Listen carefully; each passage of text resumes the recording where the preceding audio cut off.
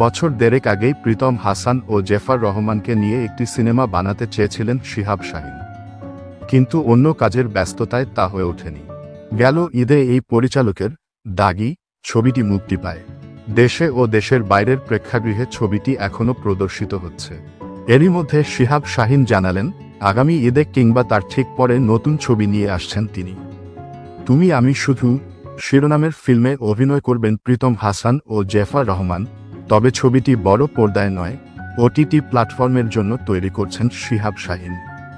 পরিচালক জানালেন, কাল বুধবার ঢাকার মিরপুরে এই ওয়েব ফিল্মের শুটিং শুরু হতে যাচ্ছে। টানা কয়েকদিন শুটিংয়ের পর কক্সবাজারে এর কাজ হবে।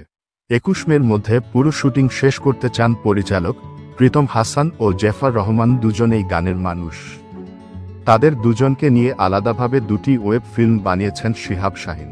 এর মধ্যে কাছের মানুষ দূরে থুইয়া তে অভিনয় করেছেন প্রীতম ও মাইসেলফ অ্যালেন স্বপন সিজন 2 তে জেফার। এবার দুজনকে নিয়ে একসঙ্গে ছবি বানানোর পরিকল্পনা প্রসঙ্গে শিহাব শাহীন বললেন, দুজনের সঙ্গে আমার কাজের অভিজ্ঞতা আছে।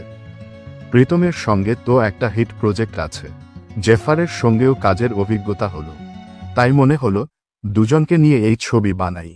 যদিও আমার পরিকল্পনাটা আগের ছিল, তখন দুজনেরই কেউ অভিনয় করেন না। ভেবেছিলাম আমার পরিচালনায় ওদের অভিষেক হবে, হয়নি।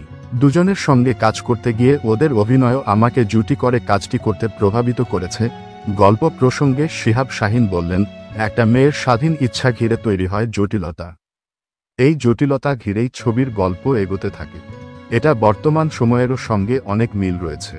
কথায় কথায় শিহাব শাহীন বলেন, এভাবেও বলা যেতে পারে এটা একদম প্রেমের গল্পের একটা প্রকল্প।